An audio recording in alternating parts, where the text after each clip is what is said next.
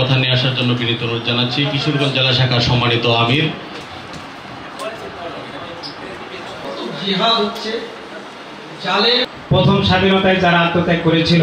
আমরা উপদেষ্টা interim government যেটা সেই গভর্নমেন্টের মাধ্যমে দেশ পরিচালিত হচ্ছে, কিন্তু আপনারা জানেন এই বাংলাদেশে যে জালেম সরকার ছিল আমাদের সংবিধানকে ক্ষতবিক্ষত করে যেগুলো দিয়ে মানুষের মধ্যে শান্তি আসার কথা ছিল সেই শান্তিগুলোকে তারা ধ্বংস করে দিয়ে গেছে।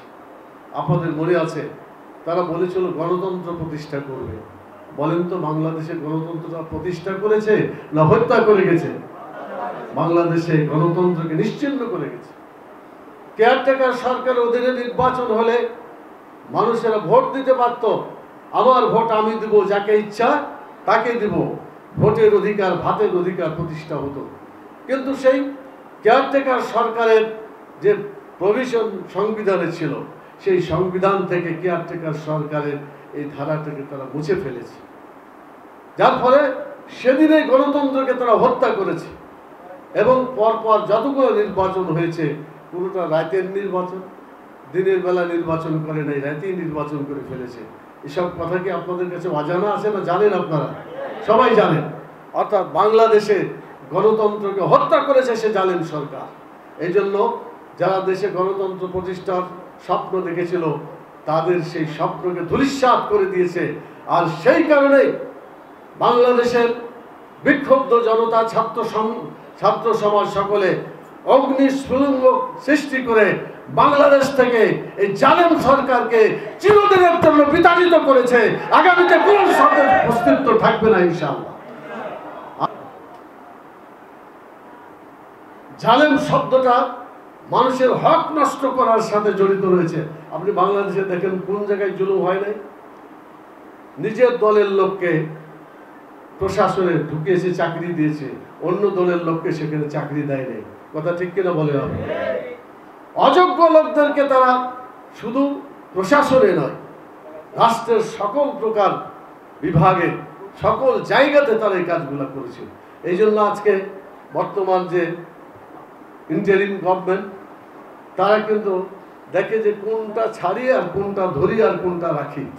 দেখা যায় যেটাই হাত দেয় সেখানেই পচন, সেখানে দেখা যায় দলীয়, সেখানে দেখা যায় তারা জুলুমের শিকার, অর্থাৎ জুলুম করেই তারা দেশটাকে পরিচালনা করেছে।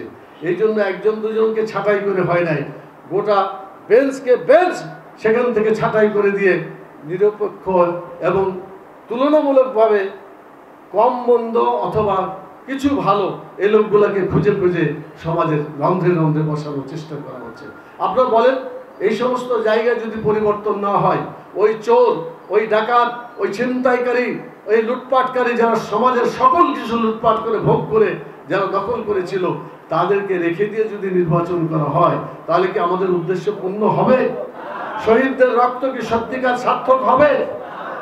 সেই সমস্ত জালেমদেরকে অপসারণ করে জনগণের অধিকার যারা প্রতিষ্ঠা করতে পারে এমন লোককে বাছাই করে সেসব জায়গায় সেট করতে হবে। এই জন্য তাদেরকে বাছাই করার জন্য সুযোগ দিতে হবে। এখন ছাঁটাই করার পালা চলছে, আবার বাছাই করে সেখানে পূরণ করতে হবে। এই কাজগুলো করতে একটু সময় লাগবে না? কি বলেন, লাগবে না লাগবে না? কারণ কেউ কেউ চায় যে না খুব তাড়াতাড়ি নির্বাচন করে দেন। তো তাড়াতাড়ি নির্বাচন আমরাও চাই, কিন্তু তার মানে এই নয় এই চোর ডাকাত এবং জালেমকে রেখেই কি নির্বাচন হবে? এটা নির্বাচন হতে পারে না। এগুলোকে অপসারণ করে সমাজে একটা স্থিতিশীলতা আনার পরেই নির্বাচন হলেই মানুষের হক আদায় হবে। আজকে সাংবিধানিক অধিকার নাই, ছিল না, এখনো নাই। এটাকে ফিরিয়ে আনতে হবে। আমাদের ভোটের অধিকার, ভাতের অধিকার, আমাদের চলাফেরা করার অধিকার, অনেক অধিকার লঙ্ঘিত হয়েছে।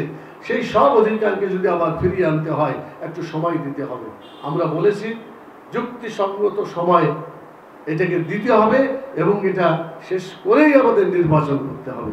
কিন্তু যুক্তিসঙ্গত মানেই নয় অনির্দিষ্টকালের জন্য থেকে যাবে, তা কিন্তু হবে না। একটা যুক্তিসঙ্গত সময়ের মধ্যেই নির্বাচন দিতে হবে, এটাই আমাদের দাবি। স্মৃতিচারণ করার জন্য বিনীত অনুরোধ জানাচ্ছি। উপস্থিত আছেন ময়মনসিংহ মহানগরীর সম্মানিত আমরা দলমত ধর্ম বর্ণ নির্বিশেষে যাতে দেশের মানুষের নাবিশ্বাস দেখা দিয়েছে সাংবাদিক বন্ধুগণ, শহীদ পরিবারের গর্বিত মোহাম্মদ আলী জি শহীদুল, আচ্ছা এরপরে হলো সাকিব।